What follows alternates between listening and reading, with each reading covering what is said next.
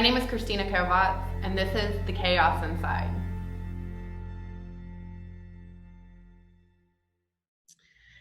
Thank you everyone for joining us at The Chaos Inside.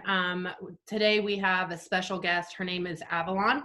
And Avalon and I had connected through the National Council for Incarcerated and Formerly Incarcerated Women and Girls. But Avalon also works with the Illinois Alliance for Reentry and Justice. And she is on the Executive Action Committee there. And Avalon, thank you so much for taking time out of your schedule to meet with us. I really appreciate it. Thank you for having me. I really appreciate it. Thank you.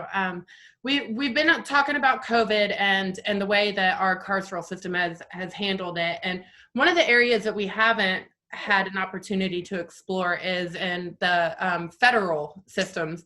And Avalon has experience with that, and she's going to educate us on how they've been dealing with it, but also on this herd immunity. So that's new to me, but I was absolutely flabbergasted when I had seen talk about it. So Avalon, if you want to go ahead and kind of educate us on what herd immunity is.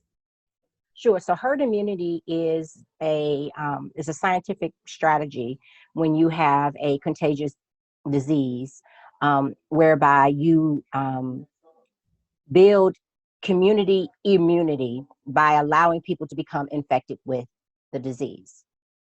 So it's intentional infection to build community immunity to the disease. The problem that COVID specifically presents is because of its high death risk rate. Right. And even though it's low, but as we can see in the United States, we're at 200,000 people who have, approximately 200,000 people who have died as a result of the disease. The percent you have to hit at like 75% in infection rate, and of that, that I think there's about between 2 and 3% are going to die. So right now, what's happening, and we know this is statistics. These are numbers. This is not me just pulling stuff out of the air.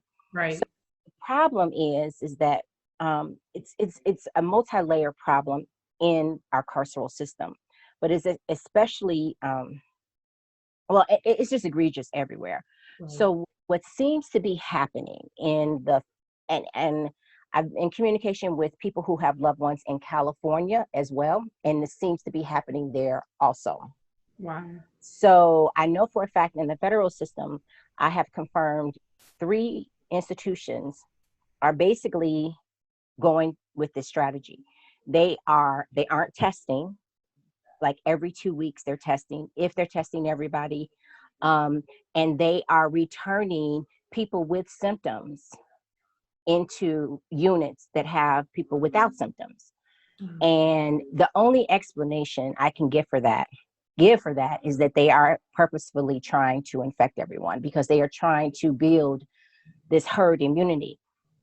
And the problem with that is that means that they are intentionally putting people at risk of death. Which is absolutely a horrific thought, right?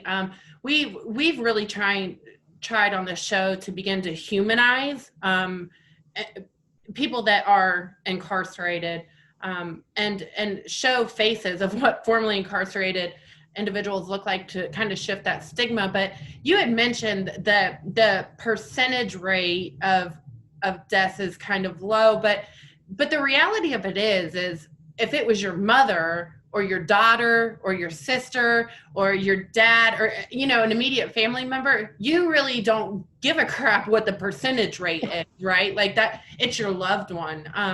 And so just wrapping my mind around this logic is very difficult for me to do. And so isn't it true that if I have very little contact with somebody, like maybe I'm standing in an elevator with somebody with COVID, then I can have symptoms of COVID. But if I'm stuck in a room with somebody with COVID, that it's going to be a more severe case? Correct. So, and yeah, it's going to be more severe. And the statistics have proven that when you are in a close environment like that, where you can't separate. There is no such thing as social distancing in prison. It just Right. doesn't exist. Right. That there is, if there's just one event, you have a 40, there's a chance that 40% of the people in that single event will be infected. And so you have to understand that that single event is happening every single day. Right. So every single day, there's a risk that 40% of the people in contact with that person will contract COVID-19 every single day. It's like a restart. It's like a restart every day, another 40%, every day, another 40%, because they can't social distance. Um, I mean, makes my skin crawl. Like, and right, it just makes me sick to my stomach right. to think that they're doing this. And so, do you know if I don't really know how to word this question the best. So if it doesn't come across like, or if you don't understand it, then so are they doing this because they don't have the space, or they really believe in this strategy, or they just flat out don't care? I don't have the answer to that, but Okay. honestly, I think it's a combination of all three. Yeah. I think you have some wardens that just don't care. Right. I think you have a Department of Justice on the federal level that is anti incarcerated person. They just don't, they're not going to release you. They don't care.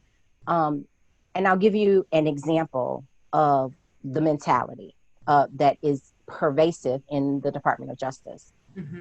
So a person who is, I want to say 80 years old, served a number of years, decades in prison, was trying to get out on a compassion release motion.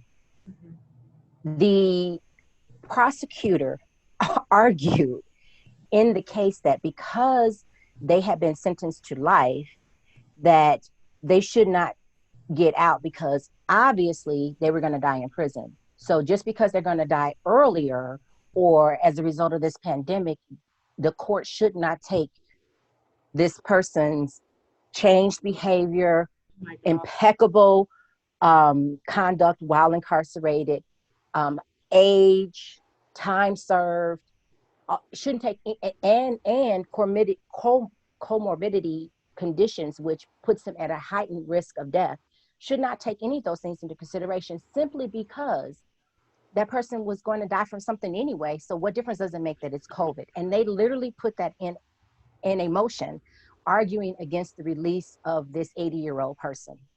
So when you have that mentality that's pervasive throughout, you have wardens and you have regional managers that just don't care. They're like, you know what? You shouldn't have come to prison. And that's the mentality that they have. They rather you die in prison than die or be safe at home.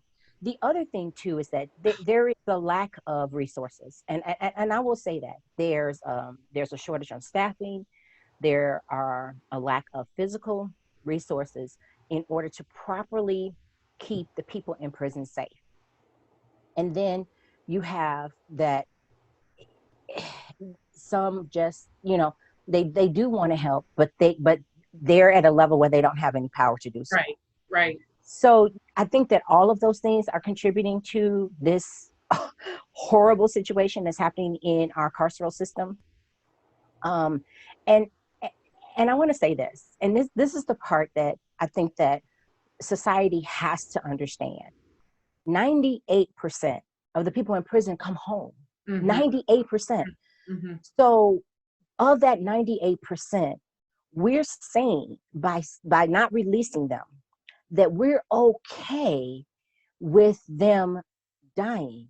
We're okay with putting them at a heightened risk of death just because they were convicted of some crime. And because those 98% would be coming home. And so there's going to be at least 3% of that 98% that would be otherwise coming home that's going to die in prison. Not because we don't have the ability to release them. There are laws on the books. There are constitutional not amendments, but provisions in our Constitution, state and federal, that would allow people in power to let these people go home. The problem is there is no will, because the last thing they want to have happen is somebody get released early and they go out and reoffend. If we supported them when we released them, Right. housing, employment, supported them, then we would not have that problem. Right. The issue is because we throw people out of prison, that 98% that goes home, we throw them out of prison and we don't even give them any safety net. We don't do anything for them. We say, hey, find those bootstraps and pull them up and figure it out for yourself. There's no true effort at reentry in this nation. And for that reason, combined with this COVID disaster, they don't want to release people. They don't want to release people because they don't feel like they're deserving, and they don't want to release people because they know they don't want to be the ones. They don't want to be the governor. They don't want to be the president to release someone and that person goes out and reoffends. Right. And, that reentry is just an issue that, I mean, it's really hard to capitalize what the experience is when you're reentering into society. But we are going to have upcoming shows where we're going to have individuals that are going to do their best to try to articulate that. But the reality of it is it's almost impossible to explain everything that you're feeling, every barrier that you're facing, the Right. challenges, the social ostracization of it just goes on and on. But hopefully we can start to begin to shift that narrative, because it is very crucial. So what have you kind of seen the way that the federal system has been handling it? I know that you've mentioned this herd immunity, but what are some of the other issues that you've come across? So they are they're not actually providing them with everything that they need. Some people are having to actually make masks from old clothes. So they're not giving them even masks. As you know, there is no. So let me just be clear. Most of the people that I'm in communication with in the federal system are actually at camps. So with that means that they are the facility that is the lowest level of security. Like there are no fences. They could literally walk off the compound if they wanted to, but they choose not to because they choose to respect the system. So these are the individuals that I'm in communication with, and they're not providing them with proper PPE. They're rationing toilet tissue, especially, and I'm speaking specifically with women. And with women, I mean, I'm not trying to be whatever, but we go through more toilet tissue than men. Yeah, I mean, absolutely. And this gender neutrality crap, it just, it doesn't work, because the reality of it is women have different needs than men, and men have different needs than women. And I think that our system is got this gender blindness going on. And yeah, that's frustrating too. Right. So we have women who are that. Yeah, they're literally rationing toilet tissue. Like they're giving them, like, I want to say 2 rolls a week. So it's crazy. And so when challenged at one specific facility, when the warden was challenged about this, they said, listen, you have to give us toilet tissue. Like this is a hygiene product. Right. And she responded that, nope, the law only requires I give you pads and tampons. I don't have to give you toilet tissue. Oh my gosh. And this is a woman. This is a female warden, not a male warden, a female warden. Said, I don't have to give you, I'm not required by law to give you toilet tissue. I am required by law to give you pads and tampons. So you have plenty of those. Avalon, I don't even know how to respond to that. I really, truly just don't, and a lot of times I find myself like chuckling at things that I hear on this show with different guests, but the reality of it is there's nothing humorous about it at all. You know, there's just so many different elements to prison that are traumatizing. And one of the things that we're going to talk about too is post-traumatic prison disorder, because that is almost unheard of. And it is real, and it's because of reasons such as this. Well, gosh, my heart just breaks for our sisters that are in there. And you know, I constantly think about how trying my time was when I was incarcerated, and like I didn't face this kind of shit. You know, I just can't even imagine the mental, spiritual, and the emotional struggle that they're going through. And the fact that they're not providing masks is really alarming. And you kind of wonder how in the hell they're getting away with this. Well, where's the accountability? Because here's the thing, there's no outside agency or authority that's going in these prisons to make sure that these people have masks or enough soap or enough toilet tissue, because I don't particularly care about that. And the thing about it is that the staff, they genuinely don't understand. They have such a disdain for the people who are in prison that they can't even comprehend the fact that they are the greatest risk to those people. So the women are actually afraid of the staff members on a multitude of levels. Well, first off, because sexual misconduct is just prevalent in female institutions, right? So above and beyond the sexual misconduct issue and rape and all that other kind of stuff that happens in every women's institution, above and beyond that, they don't recognize that you're the one that's going into the community and coming back in here. If you never came in here, we actually probably would be safe. Right. But because you go home every night and you're exposed to people who out in the community who have it, where the transmission is taking place, you are the conduit by which it comes into the prison system, not us. And so women are afraid on various levels of the staff. Tensions are high. And when tensions are high in prison, what happens is the fuses become really short. And now you have a lot of arguments. You have a lot of, not necessarily, women don't fight as much as men do, but I can imagine there are probably more fights happening in the men's institution just because the tension level is so high.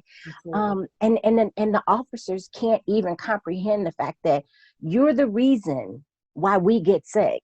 And therefore we're deathly, literally afraid of you. Right. I mean, truly though. And you know, that I think that people forget that or lose sight of the fact that tensions are high and there is not an escape. You know, I'm absolutely floored by how the mental health, you know, out here has increased so dramatically because we don't have connection with other people, because we're told when we can leave, we're told when we need to stay home, we're told where we can go, and people don't know how to handle that. But yet we're incarcerating human beings, right? Like these aren't robots that just, you know, I mean, they're human beings, and like you said, most of them are going to come home, and can you imagine, like, if you're having mental health issues, what it's like, because you're like in a prison inside of a prison, right? And gosh, it's just it's amazing how we can just choose not to think about certain things, right? And you know, it not become our reality, but this is a reality for millions of Americans right now. And it's really sad. So what are you working on right now, Avalon? Because you're involved with all these different things, and I'll tell you that the listserv on the National Council, I mean, every day you've got communication going on there. And so I know you have a lot going on. You're a busy woman, which is another reason I'm so honored that you gave us this time. So where are your efforts geared towards right now? So my biggest thing is I'm trying to bring awareness to what's happening, that they are literally intentionally infecting our loved ones, Yeah. period. And I feel like I need to keep sounding that alarm. Like, I recognize that this administration is all for that and they feel that that's good, but I feel like, first off, being an anti-capital punishment person in general, but Right. I'm especially anti-capital punishment for someone who has not been convicted of a capital punishment crime. So you Right. do not get to kill people because you feel like I can't really protect you. So we'll just let you die. We'll let some of you die, some of you die, some of you won't, and it'll be okay. Um, I'm just not okay with that. And so Right. my biggest thing is I'm trying to bring awareness to what's going on. And so I am trying to reach out to media just to get people that talk about the criminal legal system to Mhm. actually bring this out. Because that, to me, I feel like if I could just save a couple of lives, then at least that would be something. I'm hoping that would put pressure on them to do other things.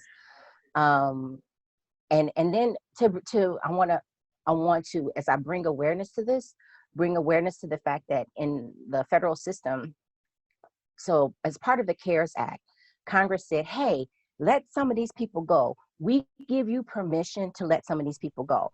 And the Bureau of Prisons kind of sort of did it, but Mm. not really. Right. They're very good at facades. Mm-hmm. They're good at giving you the impression that they're actually complying with the law, when in fact they're not really, really complying with it. So what they're doing now, and I just found this out today, is, Share. so you are the first to learn of this information. So what they're doing now under the CARES Act is they're denying people because in their system, they have this coding for your medical care and for your mental health care. So you Right. have care level 1, care level 2, 3, and 4, for being that you have the most need. So CDC has put out these guidelines that said, hey, if you have any of these conditions, you're at a heightened risk of death if you get COVID. The Bureau of Prisons is saying, we don't really care about that. Even if you have those conditions, if they're not so bad that we have you in our self-rating system as a 4, you do not get to go home. You don't get to go home because you're not sick enough to go home. Your condition isn't bad enough, despite what the CDC is saying. We feel it's not bad enough to warrant releasing you to manage your care and manage yourself in the community. Can I And tell you so, what I'm hearing you say, Avalon? Can I tell you what I'm hearing you say? what? That we're gonna expose you to this virus, and if it kills you, it kills you. And if you get sick enough to where it could kill you, then we'll maybe release you at that point where you're close to death, so that you can die on the outside. Like, you know what I mean? That's almost how it Well, seems. it's not even that good, because here's what's really happening. Even if you do get sick enough where you're dying, they're still not going to release you. They're still not allowing people to go home who are dying. Hmm. So, I wish, and in a sick kind of way, I wish that they were saying, we're going to infect you. And if you get sick enough, we'll let you go home. I wish that was what they were doing, but that's not what's happening. They're saying, we're going to infect you.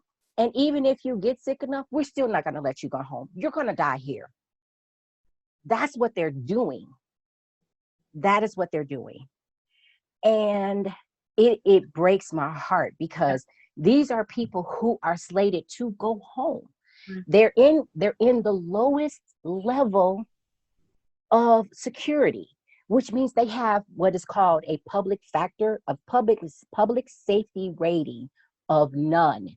They have zero public safety rating, which means they are not a risk to the public, because you can't be in these facilities if you don't have a public safety rating of none. You can't be there. So that means that their own system has said that these people are not a risk to society. But yet and they're supposed to be coming home, but yet they could be potentially facing a death sentence. Exactly. So you had mentioned the oversight, or the lack thereof of, Right. the Department of Justice, Department of Corrections, because it's different names in different places. But that is one of the things that, I'm really on fire for, and hoping that, we can start making some changes for that. At least beginning that conversation, because it really doesn't matter what laws are implemented. It doesn't matter what policy is supposed to be in place if nobody is holding the Department of Corrections, Department of Justice accountable. Then who's to say that they're following any of it? And they need to be. They should be. There's accountability on almost all other levels, right? Right. Right. Except for on this. And it's sad that our carceral system is like the leading business industry in the United States too, right? And Right. there's no oversight. That is a And there's scary, scary reality that we're facing right. right now. Right. And I'll tell you that they'll tell you, oh, we do have oversight. We have audits, we have reviews. But let me explain to you who's doing those reviews and those audits. So people who have been promoted up through the system, so they started out as a corrections officer, and then they kind of got promoted, and they ended up in either a regional office and on a federal level, because that's the only system that I'm really familiar with. Mm-hmm. So they get promoted on to the regional level or even on the central office level, but they came up through the ranks. So think about it. They know the dirt that they were doing when they were a corrections officer, right? I am not about to open up Pandora's box, right, and hold them accountable for stuff that I know I was doing when I was in their shoes. Mm-hmm. Yeah. So I'm not going to open up that Pandora's box. I am going to, hey, everybody, it looks good. I'm looking at surface stuff like, oh, but if I don't turn the page, right. Because if you turn the page, you're going to see all the dirt. Like, I'm not going to scratch to see what's beyond the surface. All I'm going to do is look at the surface. If the facade looks great, I'm giving you the thumbs up. And that's why there needs to be independent audit and review. It cannot be connected to the carceral system. It has to be a separate body with separate funding, and actually have people who have been impacted by the system involved, because we know better than anybody else. Right. And the thing about it is, and then this is one of the things that I'm having. You were asking me some of the things that I'm doing. I'm very policy oriented. Okay, great. Very policy. I am a lawyer.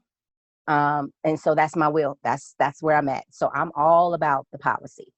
So I'm a non-licensed attorney. So I am, and what I found is that what happens is this: Congress or the state will pass a law, and they'll give the department or the agency discretion, right? Right. We're going to give you discretion in deciding who fits, who doesn't fit, and things like that. And I understand the impetus behind it, because having spoken to people in legislators and stuff like that, they're like, look, the reason why is because we want them to err on the side of leniency. And in order to be able to do that, we have to give them discretion. The problem is they never do. Right. Right. They never do. Yeah. So I am speaking with legislators, on the various levels saying, listen, what is your goal? And you need to make that goal accountable. You need to attach it to a right that the person incarcerated can enforce on an individual basis. If your goal is to have people get home early, and you want a certain number of those people to get home early, then you need to attach a right to that goal that's enforceable by the courts, that the individual can enforce through the courts. If you say, well, we're going to let them decide, the courts are not enforcing that. Whenever that agency has discretion, deference is given to that discretion. They will not, even if they know that they're not fully complying with even the plain language of the statute, because they have discretion, the courts are hands off. So you have to be very specific in the piece and give that individual remedy to the person incarcerated, because otherwise it has no teeth. I'll give you an example. And it's not related to COVID, but I just kind of want to paint an example so that you understand what I'm talking about. I absolutely appreciate it. Yeah. So in the First Step Act, that everybody is like, yay, First Step Act. And honestly, there are some wonderful pieces to the First Step Act. It is a good first step. But there's a part in there that says that the Bureau of Prisons has to put people within 500 driving miles to their primary residence. So they have to be placed in a facility that is no farther than 500 driving miles from their primary residence. That sounds great, because we know that in-person visits reduce recidivism. Yeah. We know that helps with mental health issues when they can interact and bond and keep those familial contacts. That helps mentally, emotionally, and when that person comes back into the community, when they're reunified in the community, it helps with that process as well, if we maintain those connections. Right. So this is all proven. This is not like me just spouting stuff that I wish. This is proven data, right? Absolutely. But Congress also put in there, at the behest of the Department of Justice, a provision that says that, oh yeah, they have to do this, but the courts cannot actually enforce this. So you cannot go into court and make the Bureau of Prisons put you in a prison 500 miles from your residence. So let me tell you what's happening. And this is, I know this for a fact. This is not me hypothesizing. These are facts. Right. So the Bureau of Prisons, if your sentence is 4 years or less, they're putting you wherever they want to put you. Because by the time you get through the administrative remedy process, which is like about 9 months. Wow. So you have to go through the administrative remedy process, which is like a 9-month process. It's like 6 to 9 months. And then you get to go into the courts. And so then you would have the district court, the appellate court, and then ultimately the Supreme Court. So that whole process could take about 3 years. Oh my goodness. So they're putting people with sentences 4 years and under wherever they want to put them. Because by the time you even get to possibly having, even potentially, in the off chance that a court says, no, we're going to enforce this right, even though Congress said we can't. Even in that situation, they find a way to say, BOP, you have to put these people close to home. By the time that happens, you're already home. Oh my gosh. The only people that they're actually putting close to their primary residence have sentences 5 years or more.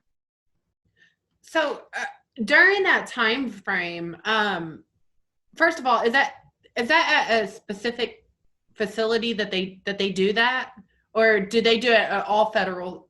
You're required. Their federal law requires you have to go through what is called the administrative remedy process. It's the prison. What was it called? I forgot the name of it. The prison. They enacted a law that says, hey, all these people in prison were filing these lawsuits. We need to cut down on these lawsuits. So we are putting in place this administrative remedy process that you have to complete before you can actually seek remedy from the courts. So, so that's what they did. And they will tell you, well, it's because we want the Bureau of Prisons to have the ability to resolve issues, and things like that. But really what it was is to cut down on a number of lawsuits that were being filed by people in prison. Okay, that's really what it was. Judges were complaining about it, and so Congress passed this law that says you have to do this before you can even come see us. And so, and what the Bureau of Prisons does is they drag that process out for as long as they can, because they know if they can hold out on actually letting that process end and you getting into the course, especially on the issue that they know they're going to lose on, they'll try to pull it out until the point where as you get to go home. I know for a fact that I know people who have had administrative remedy processes pending, and all of a sudden they got a date to go home. Imagine that, right? Oh my God. So, or things like that. So it is definitely a game, and unfortunately, so that is part of the education process that I'm doing with people who are, drafting laws, drafting bills, things like that, so that they can understand. I know what you think you're doing, but let me explain to you what's happening on the ground, because what you believe is happening and what's actually happening are two very different things. And unless the language is precise, and or you give individual remedy rights to the person to be able to have enforced in courts, you're going to constantly get the same situation outcome that you're getting now. You're going to pass these laws, and a few people will benefit from it, but the number of people that you intended to benefit from it will never benefit from it. Right. And I think that that's crucial. If any advocates are watching, you have to pay attention to each and every line and a bill that's being introduced, because all it takes is that one single sentence to provide that loophole for them. And I love that you're doing that work. I mean, you just sound like a complete powerhouse. And I mean, truly, doing this work, I see it. But I also know, how this work can be unglamorous, and it can be very challenging, and it can be very rewarding at times, but most often it's really not. It's a lot of hard work, and very much appreciated. So what would you tell anybody that's watching this show? What can we do? How can we help? So the biggest thing is to there's a couple of things. I mean, wherever your comfort zone is, not everybody is going to be doing what I'm doing, right? Not everybody is comfortable with pushing laws and things like that. Find your comfort space, volunteer. There are so many organizations out there that just need bodies to either make phone calls or write letters, and even if you don't feel like doing that, if you have any extra resources to support local nonprofits that's actually working and really working in this space.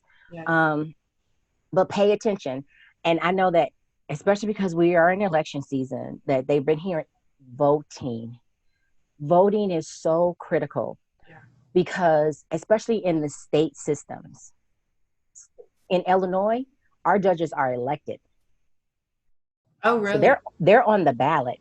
Okay. So like we have this judge for Cook County, which is the Chicago area. That's our largest county. Yeah. And I've heard about county. Yeah, and he's been on the bench for 40 years.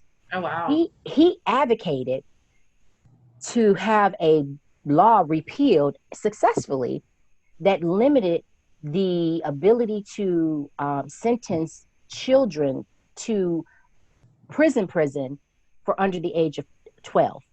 He wants it and has actually sentenced children, babies, to incarceration, not at juvie facilities, at like adult facilities, or transitioning to adult facilities. They were trying to introduce that here in Indiana last legislative session. It's ridiculous. It is. It's ridiculous. Mm-hmm. And so there is an effort to get him voted off the bench. And so my thing is that if you live in a state where you elect your judges, don't skip that part of the ballot. I know it's boring and you don't think about it, but if you have any interest in how the criminal legal system actually works, you need to be interested in that. Educate yourself on the judges, the prosecutors, your district attorneys that's running, they all run for office. So district attorneys always run for office. Who are they? What have they been doing? And as a person of color, what's the percentage of your convictions that are people of color? Right. And how are there's sentencing disparities, like watching and paying and connecting with organizations that are watching what these prosecutors are doing in courts and what these judges are doing in the courts. Educate yourself on that piece and vote like it matters, because it does. Absolutely. Critical. And so, there's so many different things that you can do, but just being informed about how your local officials, your council members, your aldermen, what type of bills have they sponsored? Right. In this space, like paying attention to those things, because right now we're at over 30% of the US population has had some type of encounter with our criminal legal system. We're in the process of, we're about to hit 40%. So we can't afford to continue this path. We as a country, we just simply can't afford it. Right. In Illinois, it costs something like $80,000 a year to incarcerate someone. Our highest state public college is like $19,000. So if we're talking about if we were talking about so it doesn't even make financial sense. Right. To spend this money in this way. And especially for me, for people who they're committing crimes because of their poverty. Okay, I'm not going to solve your poverty problem by putting you in prison. I'm going to exacerbate that. I don't fix it that way. Yeah. The way to fix that is, okay, maybe we should divert you, put you in some kind of training program and get you a good paying job. Right. Like at like a third of the cost. And then I could put 3 people through that program for the one person I put in prison, for the same cost. Yes. So yes. It's kind of like, but we have to recognize this and that our system was created to do what it's doing. Yeah. And that we have to understand. So the reason why we're willing to spend $80,000 instead of $20,000 is because it was created to spend that $80,000. Like, it was meant to punish and throw people away, and it was created to do those things. It wasn't created for justice. Like, let's not get that. That's not what's happening here. Like, it was never created to mete out justice. It was always created to mete out punishment. And we have got to, if we have a crazy foundation, then anything we build on top of that is not going to be sustainable. So we have to deal with the foundation. Would you be willing to come back on the show and have a conversation about that? Absolutely. Yes, because I think that, gosh, that is so important, right? Like, one of the things that we've talked about is how taxpayers' money is not going to rehabilitation, right? Like, it is not rehabilitating people. And the other thing, and I may sound like a broken record because I say it over and over and again on this show, is that, people just choose not to acknowledge this as a problem or think about it, but I have a harsh reality for them. It's only a matter of time until it affects your family and until it affects your loved ones, because our criminal justice system is incarcerating at alarming rates. And it is a national problem is what it is. Absolutely. But, some people think that, they're exempt from it. And the reality is that nobody is. It's only a matter of time. Yeah. It's only a matter of time. I agree with you wholeheartedly. And I also agree with you too about the way that our society continues to criminalize poverty and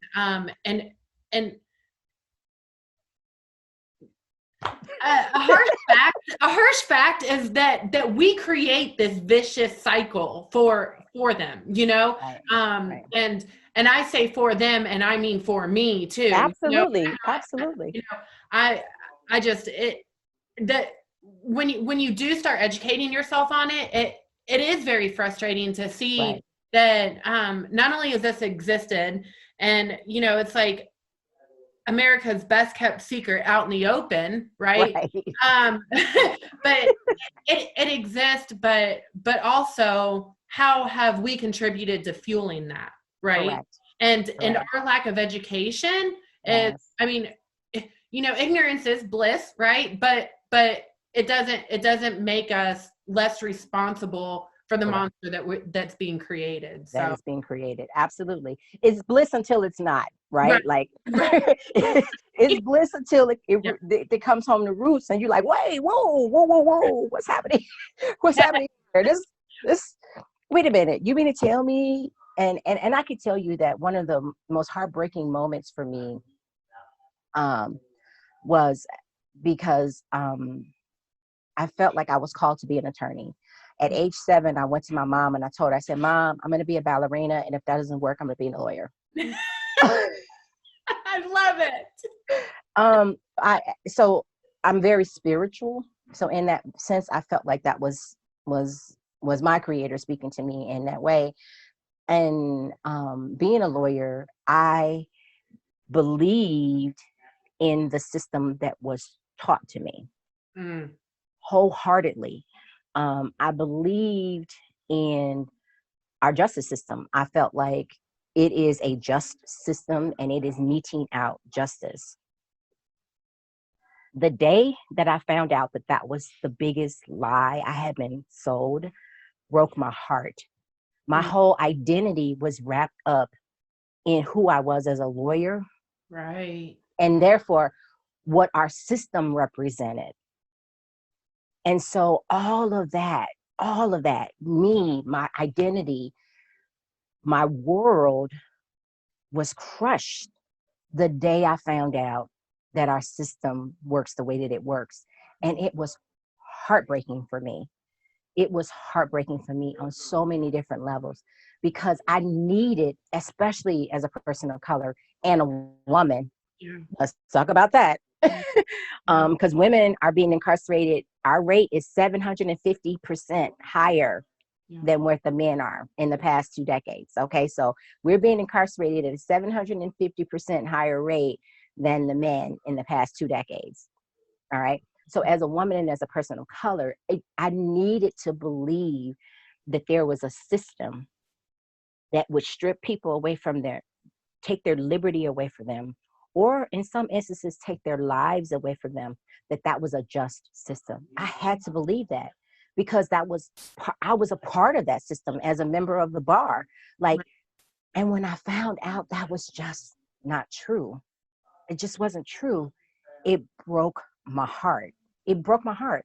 And, um, and that's one of the other things that I'm doing is that when I talk to people going to law school, I'm very honest with them about what you're going to learn in school and what reality is, because I don't want anyone to have that heart broken like mine was. Right. Um, and and then to make an informed, because when you're talking about law school, you're talking about like, 150,000 or more money dollars to even get a law degree.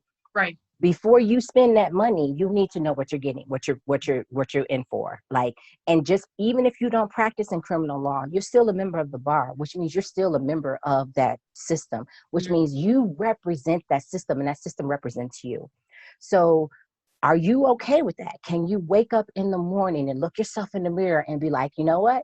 I know this system is really bad Hmm. and I'm okay with that. And maybe you are.